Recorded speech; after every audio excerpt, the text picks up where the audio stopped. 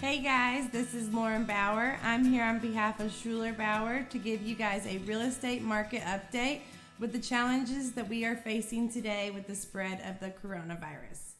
First and foremost, we hope that all of our friends and family are staying healthy during this time. We want to let you know that we are here for you and we are making some changes in the real estate world to help keep you safe. Some of those changes are virtual open houses and virtual home tours.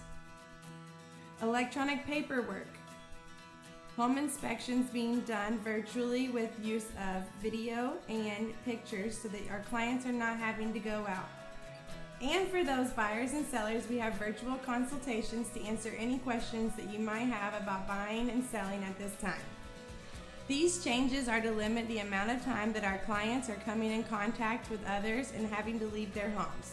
Here at Schuler Bauer, we want to let you know that we are here for you and we will get through this together. Thank you.